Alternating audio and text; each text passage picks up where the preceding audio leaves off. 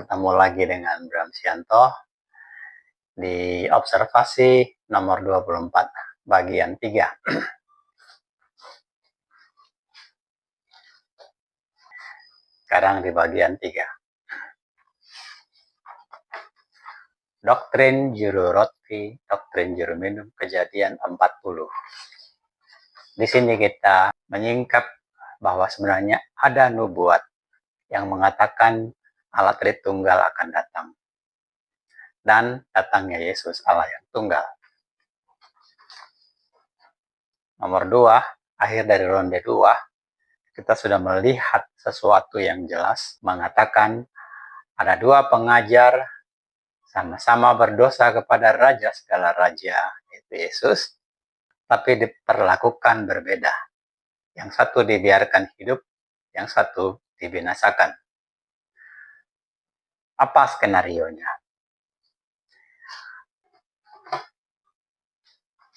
Buat pendengar yang baru, silahkan simak nomor 24 bagian 1 bagian 2. Tema tentang doktrin keselamatan. Mari kita mulai.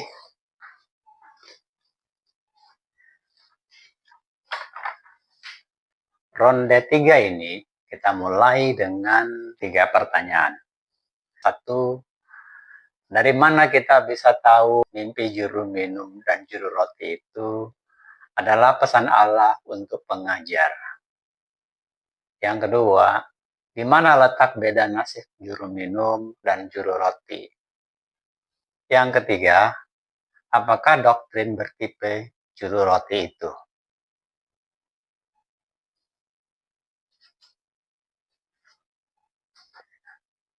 Mari kita mulai observasinya. Dari mana kita bisa tahu pesan Allah dalam mimpi juru minum, juru roti itu untuk pengajar? Bapak Ibu Saudara, dari ayat 1 sampai ayat 18 sih nggak kelihatan, tetapi di 19 sampai 23 kelihatan. Di sana dikatakan bahwa mereka adalah kepala.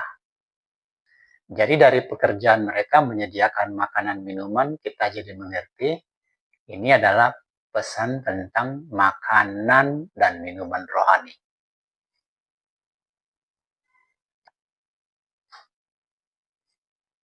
Yang kedua, di mana letak beda nasib juru minum, juru roti? Kita dulukan alasan juru roti dibinasakan. Saya baca kepada Anda sekali lagi ayatnya.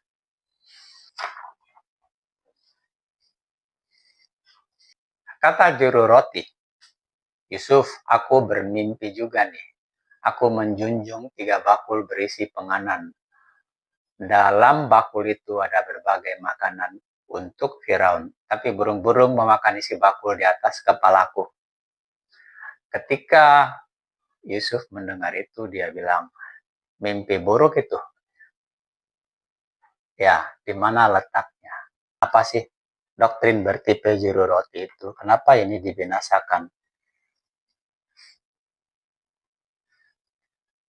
Untuk memahami itu, mari kita pahami sandinya ya. Kita observasi dengan dibimbing oleh sandi. Sandi dan kode. Sementara sandi dan kode dulu. Nanti ditambah dengan simbol. Jadi ternyata pesan di dalam Alkitab itu berlapis-lapis. Teks ini semua orang bisa baca. Kristen, tidak Kristen, Islam, Buddha, segala macam tentu bisa baca karena hanya teks. Tapi di lapis kedua mulai berat karena ada perumpamaan-perumpamaan. Nah, banyak Kristen di lapis kedua itu sudah juga ketinggalan. Di lapis ketiga ternyata ada sandi-sandi. Di lapis keempat ada simbol-simbol. Di lapis kelima ada angka-angka. Di lapis ke-6 sebenarnya ini sampai lapis 7 ya. Sampai kita bisa membaca pesan-pesan yang tersembunyi di dalam kitab Ayub gitu, di kitab Wahyu. Kalau Anda melihat si Isaac Newton, Anda boleh lihat di di internet ya, di Google aja. Royal Society 1701. Di situ dia membuat pengakuan. Dia mengambil manfaat dari pesan-pesan yang disajikan dalam Alkitab. Dia kan kita kenal sebagai orang yang menemukan sinar, bisa memilah-milah sinar, yang kemudian juga menjadi jalan untuk ditemukannya sinar X.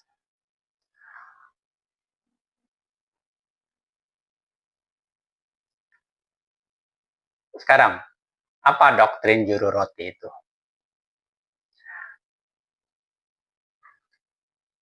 Kita lihat sandinya sekarang. Berbagai makanan dipakai di situ, sandi berbagai makanan. Dalam arti fisika, berbagai makanan tentu macam-macam makanan. Kalau dalam konteks roti, karena ini juru roti, tentu ini roti semacam berisi daging. Daging ayam, daging ikan, ya gitulah. Daging abon, segala macam. Pendek kata, ini roti-roti dengan berbagai campuran penyedap rasa.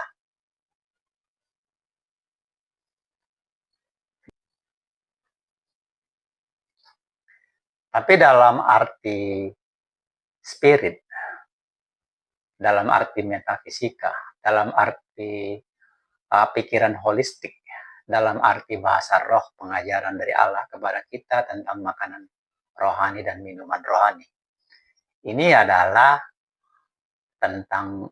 sandi yang membimbing kita untuk mengerti tentang adanya ajaran yang dibuat berdasarkan tafsir-tafsir. Ditambah-tambahkan ini. Inilah yang saya sebut sola kira-kira. Berbagai makanan yang ditambah-tambahkan itu, ajaran-ajaran yang nggak penting ditambah-tambahkan ke dalam ajaran keselamatan, itu namanya sola kira-kira. Sebenarnya kalimat berbagai makanan ini sudah cukup. Kalau saya melihat ini, saya ngerti langsung. Ini adalah iman campur-campur. Sebenarnya, kalau dikatakan berbagai makanan, sudah cukup untuk membuat kita mengerti ini adalah ajaran campur-campur. Tapi ada yang canggung di situ. Secara spesifik, Musa menulis 3 bakul roti ini.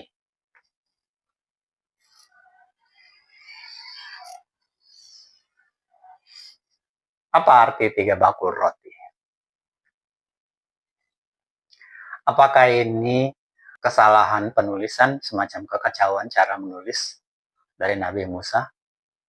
Apakah ketika dia menulis 3 bakul roti ini tidak ada artinya? Dulu saya pikir begitu. Tapi kemudian saya melihat di Keluaran 4 ayat 12. Di situ Allah Abraham, Allah Ishak, dan Allah Yakub itu berkata, akan kuajarkan apa yang kau katakan. Lalu kemudian saya lihat lagi Keluaran 34 ayat 27. 34, 27. Apa katanya di situ? Dia bilang, tuliskan semua ini. Berdasarkan yang ditulis itulah nanti kubuat perjanjian. Tapi harus kita panjangkan. Kalau berdasarkan semua yang ditulis itulah dibuat perjanjian, maka berdasarkan yang ditulis itu juga lah nanti kita juga akan dihakimi. Kan begitu kan? Implikasinya harus selalu dua arah. Lihat di atasnya, lihat di bawahnya. Itu maksud saya. Oke, itulah maksud 3 bakul roti. Artinya, tulisan ini memang disengaja. Bukan tanpa arti, tapi punya arti.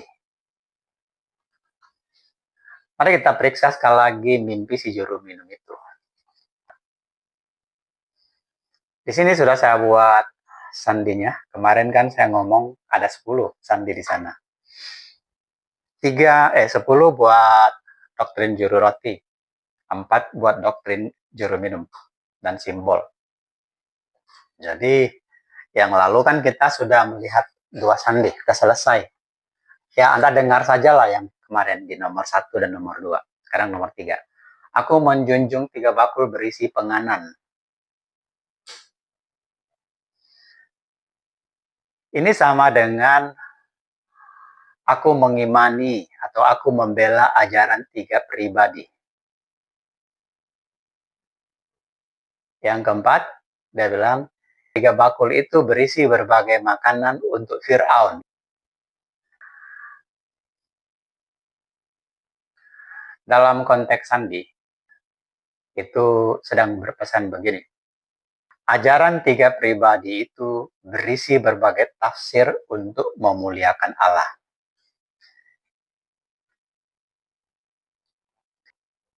Yang ketiga, tapi burung-burung memakan isi bakul itu.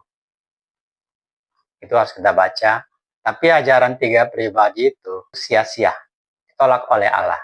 Karena ajaran itu hanya dinikmati oleh iblis. Itulah pengertian terpimpin dari ketiga sandi ini. Mungkin Anda masih belum setuju. Jadi supaya Anda setuju, ayo kita lihat ke bawah. Jadi supaya tidak terkesan dicocok-cocokkan, sekarang kita uji sekali lagi melalui simbol-simbol yang dipakai Musa. Sekarang kita pakai simbol-simbolnya. Kembali ke sini. Roti. Roti ialah simbol pribadi Yesus sebagai makanan spiritual. Dia bilang, akulah roti yang turun dari sorga. Berarti bakul roti adalah simbol tubuh. Berarti ajaran 3 bakul roti adalah ajaran 3 pribadi. 3 Allah sehakikat itu, ajaran itu. Di sini dia. Nah, sampai di roti ini sebenarnya sudah terbukti lagi secara clean and clear bahwa ini nubuat datangnya Tritunggal. Ajaran ini sebenarnya, perikop itu sebenarnya adalah pesan tersandi tentang datangnya ajaran Tritunggal. Sampai di sandi yang nomor 8 ini dan simbolnya sudah kita dah mengerti. Bagaimana? Apakah Anda percaya itu? Oke, kita teruskan, kita uji lagi. Karena sesuatu yang cocok atau dicocok-cocokkan, kalau diuji lagi pasti dia nggak bisa.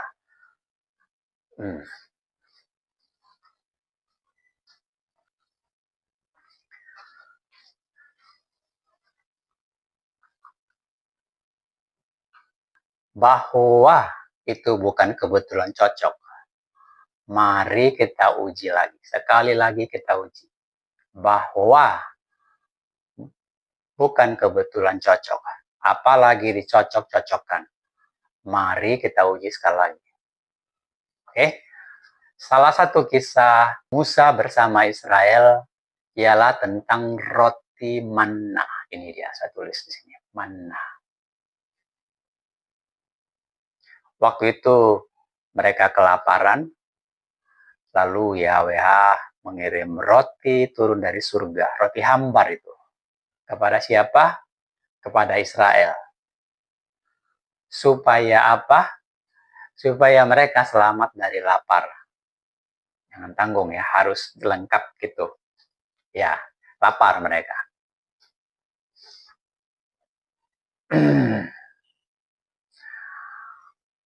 Arti lapar dalam fisika, ini harus kita bicara fisika dan metafisikanya. Gini ya, lapar kalau dalam arti fisika itu tentu tentang perut keroncongan kan. Kalau dalam konteks situasi waktu itu, mereka kan sedang menguji, minta bukti keberadaan Allah. Mana ini Allah yang hebat ini? Mana ini Allah yang berkuasa ini? Betul nggak? Kita ini di Mesir enak-enak bisa makan daging, enak-enak makan roti, nggak perlu repot-repot. Tanah Mesir subur, makanan banyak gitu. Kira-kira gitu situasinya mereka. Lalu apa? Allah membuktikan dikirim roti manna, itu dia. Jadi dalam konteks spirit, dalam konteks pelajaran roh, makanan rohani, lapar itu di sini adalah lapar dan haus mengenal Allah. Kalau mereka kemarin lapar dan haus membuktikan kuasa Allah. Sekarang kita di sini lapar mengenal Allah. Siapa ini Allah ini yang berkuasa itu? Dulu dia sudah membuktikan kuasa, tapi kita belum mengenal. Sekarang kita perlu mengenalnya. Siapa dia? Itu kelaparan kita kan? Faktanya itu kan? Jadi saat Yesus mengaku manna itu adalah tubuhnya. Berarti pengajar itu harus memuaskan rasa lapar jemaat dengan pribadi Yesus saja. Harus Yesus saja. Satu pribadi saja. Satu pribadi. Satu nama aja. Ya. Jadi di titik ini kita mengerti kata onoma. Satu nama pribadi, yaitu Yesus.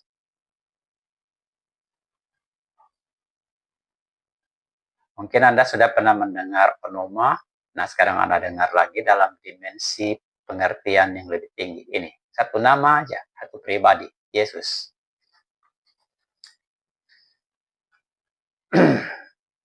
Nah, gimana? Sampai di situ Anda sudah melihat lagi. Terbukti kan? Jadi inilah doktrin datangnya Allah Tritunggal. Anda sudah bisa lihat belum? Kalau belum bisa lihat, oke, nggak apa-apa. Kita buktikan sekali lagi. Sudah berapa kali bukti? Sudah 2. Sekarang kita buktikan ketiga kali. Karena kalau sesuatu yang kebetulan cocok, dicocok-cocokin, nggak bisa tuh diuji testing berkali-kali.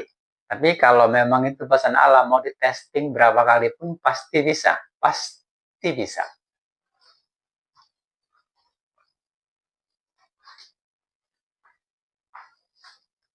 Yang ketiga. Ya. Yang ketiga. Kembali ke 3 bakul roti ini. 3 bakul roti. Karena Allah Abraham, Allah Ishak dan Allah Yakub yang menemui Musa itu adalah pribadi yang sama juga yang menemui, membawa Israel dari Mesir ke Kanaan. Dan pribadi yang sama juga yang menolak sebagian besar orang Israel masuk ke tanah Kanaan. Dan dia juga yang mengizinkan. Jadi yang menolak dan yang mengizinkan masuk ke tanah Kanaan itu adalah pribadi yang sama. Dia yang mematikan, dia yang menolong.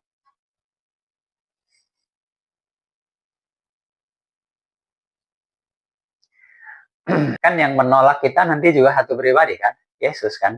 Yang menolak, yang mengizinkan masuk surga hanya satu pribadi itu. Makanya kalau Anda percaya Allah, Anda harus waspada di bagian ini. Karena kitab suci mengatakan pribadi yang berhak mengizinkan, dan menolak itu Yesus, bukan Allah. Ya jabatannya Allah, maksudnya dalam posisi kuasa sebagai Allah, Yesuslah yang menentukannya. Allah itu tentang kuasa memerintah atau segala macam kuasa dari segala kuasa. Sementara hakim ya bos pengadilan lah, gitu. Itu Yesus. Apa artinya itu, saudara? Jadi kalau kita bicara ini tentang lapar, masih terkait yang tadi, maka dan ternyata hanya satu pribadi, maka ajarkanlah satu pribadi aja. Katakan Yesus adalah YHWH.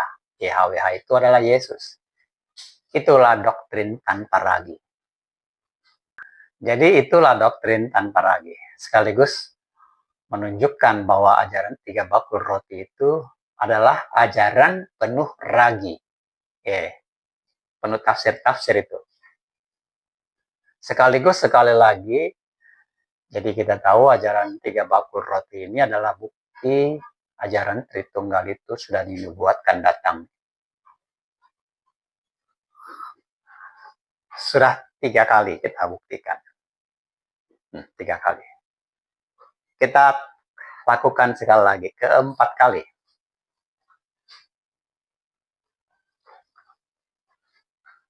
Keempat kita lakukan sekali lagi.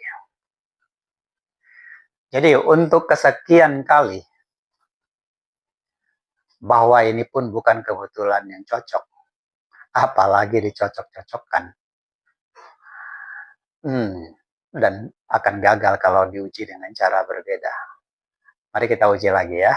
Kita pakai simbol lain, karena dia menyediakan simbol yang lain di sini.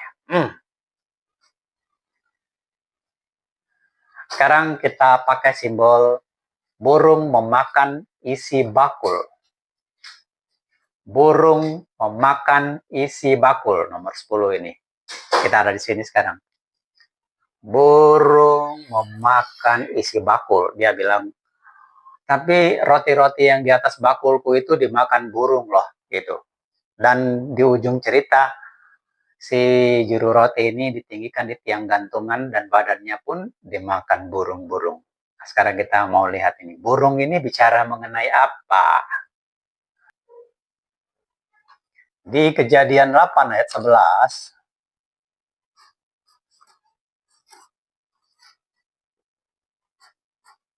ini saudara, ada burung merpati. Dipakai oleh Musa sebagai simbol damai. Berarti bukan itu. Berarti bukan burung merpati, karena di sana pun tidak dikatakan burung merpati kan, hanya dikatakan dimakan burung-burung. Lalu kita periksa lagi Alkitab, kita temukan di 1 Raja 14 ayat 11. 1 Raja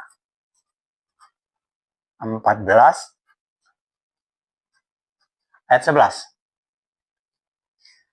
Ini, apa yang kita lihat di 1 Raja 14 ayat 11? Kita melihat burung pemakan bangkai. Sudah mulai dekat kan?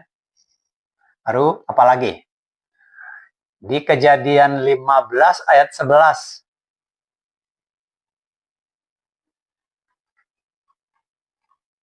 Kebetulan sama-sama ayat 11 ya. Kejadian 15 ayat 11. Ini 14 ayat 11, ini 15 ayat 11. Apa yang dikatakan di situ? Dikatakan di situ burung-burung buas mau memakan daging korban untuk acara perjanjian antara Allah dan Abraham. Tapi burung-burung itu diusir sama Abraham. Konteks daripada ayat 15 ini adalah berit. Berit itu dalam bahasa Ibrani, bahasa Indonesia perjanjian. Saat itu antara Abraham dan YHWH sedang bikin berit, bikin perjanjian. Jadi saya sediakan satu nomor ya untuk mengobservasi itu. Lalu mereka potong daging sebagai bagian daripada perjanjian itu. Lalu kemudian burung-burung datang mau makan daging itu. Tapi sama Abraham diusir. Dalam konteks pesan tersandi, jenis burung tersebut atau burung yang disebut Allah memakan persembahan juru roti itu berarti adalah jenis burung yang ada di 1 Raja 14 dan Kejadian 15 ayat 11. Ini dia jenis burungnya, bukan yang di Kejadian 8 ayat 11. Apa artinya itu, Bapak-bapak, Ibu-ibu? Dalam konteks juru roti, dimakan sama burung dia mati, itu berarti ibadah orang yang beribadah dengan cara juru roti, orang yang mengajar dengan retorika juru roti, itu pasti dibinasakan. Ibadahnya sia-sia, nggak diterima oleh Allah. Itu hanya dinikmati oleh iblis. Burung-burung pemakan bangkai yang menikmati tipe-tipe ajaran juru roti itu. Artinya dinikmati setan, dinikmati sang maut. Oke? Jadi inilah nubuat yang jelas yang mengancam kita bahwa Tritunggal itu dimurkai oleh Yesus. Anda boleh melihat itu? Bagaimana? Anda sudah boleh melihat belum? Sudah keempat kali. Sudah 4 kali sudah. Kita uji lagi. Oke, kita buktikan bahwa Alkitab harus bisa diuji berkali-kali, bukan sekali, bukan 2 kali, bukan 3 kali. Bahwa ini bukan dicocok-cocokkan. Kalau diuji lagi ke 5 kali, gagal tidak? Oke, kita lihat. Sekarang kita akan lihat yang seterusnya. Jadi ini sudah selesai, kita lihat sandi yang lain. Oke, jadi juru roti itu sudah selesai. Kita mau lihat lanjutannya dari juru minum, sehingga Anda akan melihat kepastian bahwa Tritunggal itu adalah ajaran yang dimurkai Yesus. Ini yang kelima kita lakukan ya. Tapi tentu di sini sudah boleh saya ajukan kepada Anda sebuah pertanyaan. Bapak-bapak, ibu-ibu, jadi bagaimana jika saya katakan inilah doktrin antikristus yang disebut oleh Yohanes di sini? Tadi kita baca ya, tapi belum mengerti. Oke, saya bacakan sekarang. Setiap doktrin yang tidak mengaku Yesus, berarti doktrin itu tidak berasal dari Allah. Maka doktrin itu sebenarnya doktrin antikristus. Dan tentang dia, maksudnya doktrin antikristus itu telah kamu dengar bahwa dia akan datang. Saya berhenti dulu di sini, bahwa dia akan datang. Doktrin antikristus itu akan datang. Stop di sini, baru kemudian dilanjut. Dan sekarang dia telah datang, telah ada di dalam dunia. Jadi ternyata memang doktrin antikristus itu sudah kita dengar dia. Artinya sudah tertulis. Yang ditulis itu kan kalau kita baca firmannya kan kita sudah dengar itu artinya.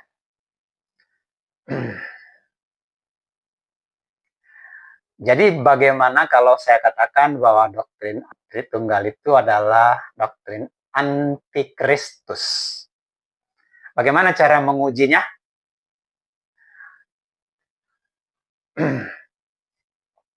Oke, kita akan uji berdasarkan situasi yang kita lagi hadapi ini. Harus pakai pesan Allah karena di Kejadian 40 itu Allah sendiri yang bicara mengajar kepada kita dengan bahasa roh. Anda lihat tadi. Anda lihat berlapis-lapis ajarannya. Begitu detailnya. Cuman mata kita nggak melihatnya. Tapi melalui simbol-simbol ini kita dibimbing kepada pengertian-pengertian yang tidak mungkin diartikan berbeda daripada yang telah ditentukan. Sekarang ini kita uji. Antikristuskah Tritunggal itu? Dalam kenyataan, doktrin Allah Tritunggal jelas menghalangi iman kepada suatu pribadi. Betul kan? Ya, itu adalah ajaran 3 pribadi. Sementara ajarannya Musa adalah harus 1 pribadi. Dan yang melakukan semua ini pun kita lihat adalah 1 pribadi juga. Nah sekarang, kita lihat DAT tidak memungkinkan kita mengimani Yesus sebagai Allah satu-satunya. Tidak ada ajaran gitu dalam Tritunggal. Bagi Tritunggal, Yesus itu hanya salah satu dari 3 pribadi. Jadi cara mengujinya begini. Seandainya hari ini ada orang yang mau mengikuti Yesus datang kepada Anda. Katakanlah dia seorang Islam. Islam kan sudah mengenal Allah kan? Bukan, belum mengenal Allah. Tapi sudah menyembah Allah kan? Jadi bila mana seorang yang sudah menyembah Allah datang kepada Anda, dia mau belajar tentang Yesus karena dia sudah dengar Yesus juru selamat gitu loh. Satu-satunya juru selamat dia sudah tahu ini. Tapi dia ingin tahu dalam konteks apa aja satu-satunya juru selamat ini. Kalau saya tidak pakai titik koma. Satu-satunya artinya memang tunggal, tanpa ada yang lain. Memang dia satu-satunya. Jadi kamu harus jadikan dia Allah kamu, harus jadikan dia hakim kamu harus jadikan dia Bapa kamu harus jadikan dia penasehat kamu, penghibur kamu, segalanya. Kalau itu monoteis. Jadi buat saya Yahweh itu Yesus. Tapi iman Tritunggal kan tidak mungkin begitu kan? Orang yang datang kepada Tritunggal pasti dibimbing lagi kepada pribadi yang lain. Semula orang Islam yang sudah menyembah Allah, dia udah nyembah Allah nih. Nanti datang dia ke Kristen Tritunggal, ada guru Tritunggal, pasti dibawa lagi ke Allah, balik. Padahal harusnya kan tobat itu berbalik dari Allah yang belum dikenal, berbalik kepada Allah yang dikenal. Jadi hukumnya itu kayak jual dan beli. Kita diambil oleh Allah yang baru, kita mengikuti dia, itu Yesus. Itu fakta dalam Tritunggal kan? Kita mau ikut Yesus, tapi dibawa lagi kepada Allah yang tidak dikenal. Itulah fakta Tritunggal. Oke, supaya lebih bagus, kita cek betul nggak itu yang dimaksud oleh Musa. Harus kita cek ke dalam ajaran Musa lagi. Ini, Imamat 2 ayat 4. Apa bunyinya? Dia bilang begini. Ini kepada para imam loh. Sengaja saya ambil dari kitab Imamat karena ini kepada para imam, yaitu kepada para pengajar. Karena Alkitab itu ada teksnya, ada konteksnya. Jadi kali ini kenapa saya pakai Imamat? Karena Allah sedang bicara kepada para imam, berarti kepada para pengajar. Dia bilang gini, imam-imam, kalau kalian mempersembahkan korban sajian berupa yang dibakar semisal roti, maka kamu harus persembahkan tepung yang terbaik berupa roti bundar, tapi tanpa ragi ya. Dan jika persembahanmu merupakan korban sajian dari yang dipanggang, harus dari tepung terbaik berupa roti tanpa ragi. Oke, sekarang ini kita uji dalam praktek ibadah kita sekarang, dalam praktek ibadah kita. Dalam praktek perjamuan kudus di semua gereja, memang hanya ada satu jenis roti yang berasa hambar. Di bakul-bakul perjamuan itu kita lihat roti tanpa ragi. Itu betul. Tidak ada gereja yang mengadakan roti isi daging sapi, isi daging ayam, isi daging ikan. Di dalam bakul sakramen nggak ada yang gitu-gitu. Tapi jangan lupa, yang dimaksud di sini adalah makanan rohaninya. Apa faktanya? Faktanya yang kita makan adalah makanan 3 pribadi. Makanan rohani yang diajarkan, dijejalkan ke dalam pikiran kita adalah ajaran 3 Allah. 3 Allah. Itu yang masuk ke dalam pikiran kita. Itu yang masuk ke dalam pikiran pendengar. Jadi yang masuk ke dalam perut kita adalah roti tanpa ragi, tapi yang masuk ke pikiran kita adalah roh multitaste. Bukan roh tanpa ragi. Kalau roh tanpa ragi, hanya Yesus saja. Disinilah kita bisa melihat fakta Allah Tritunggal itu antikristus. Inilah sebenarnya yang dikatakan oleh Yohanes. Setiap doktrin yang tidak mengakui Yesus Memang Anda mengaku Yesus? Ya, Anda mengaku Yesus. Titik koma, tapi Anda akui sebagai apa? Cobalah tanya kepada diri Anda. Sebagai apa Anda mengaku Yesus? Ini harus Anda jawab. Karena memang Yesus pernah bertanya kepada kita, kepada orang-orang dia tanya dulu. Menurut orang-orang, aku ini siapa? Baru murid-murid bilang, menurut orang-orang, kamu ini bagi mereka adalah nabi. Kamu ini adalah nabi yang akan datang itu. Nabi Yesusnya puas nggak? Nggak. Dia tanya lagi. Oke lah, itu menurut orang. Tapi menurut kamu ini aku siapa? Dia tanya Filipus kan? Dia tanya mereka. Pertanyaan itu berlaku nggak buat kita sekarang? Berlaku. Karena ketika dia bicara, itu bicara kepada kita. Ketika kita membaca firman Allah dalam Alkitab, Allah sedang bicara kepada kita. Jadi pertanyaan itu juga kepada kita. Nah sekarang Anda mengakui Yesus ini sebagai apa? Saya nggak mendoktrin kepada Anda yang harus menjawab. Jadi saya tinggalkan itu buat Anda. Sekarang kita beralih. Bapak-bapak, ibu-ibu, bagian juru roti sudah terobservasi dengan optimal. Kita akan buktikan sekali lagi melalui juru minumnya.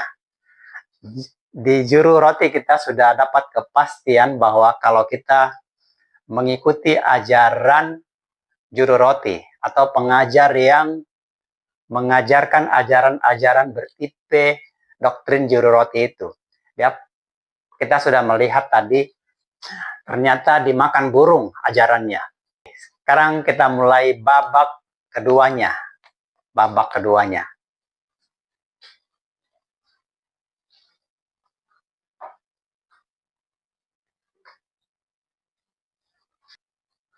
Bapak, Ibu, Saudara sekalian, ini saya cek sudah 40 menit. Jadi yang doktrin juru minum ini akan kita sambung di bagian 4. Jadi ini akan menjadi 4 bagian. Ya, 1 bagian lagi. Kita sekarang kan di sini. Jika Anda ingin mengetahui pesan di dalam juru minum itu, maka ikutilah presentasi Bram Sianto. Jangan lewatkan, share juga supaya banyak orang melihat. Kalau Anda nggak suka, kasih komentar yang jelas. Berikan keterangannya supaya kita sama-sama belajar, karena maksud Bram Sianto di sini adalah sidang jemaat Allah. Sekalipun kita tidak bersidang dengan cara konsili seperti yang dilakukan di Nikea dulu, kita nggak usah bahas itu, tapi ajakan sidang, ajakan pemurnian itu ada di dalam Alkitab. Pemurnian itu adalah tentang sidang. Nggak mungkin pemurnian terjadi hanya oleh seorang pribadi. Harus diuji, saya setuju. Itu sebabnya saya menulis buku, itu sebabnya saya mempresentasikan ini kepada Anda. Jangan sampai saya juga berdosa masuk neraka, tapi sebaliknya juga harus Anda menguji, supaya iman Kristen Anda juga jangan sia-sia. Clean and clear, bahwa Bram Sianto tidak punya niat yang lain kecuali memberitakan Injil perjanjian Allah yang tunggal kepada Anda seperti yang diajarkan oleh Nabi Musa. Sampai jumpa.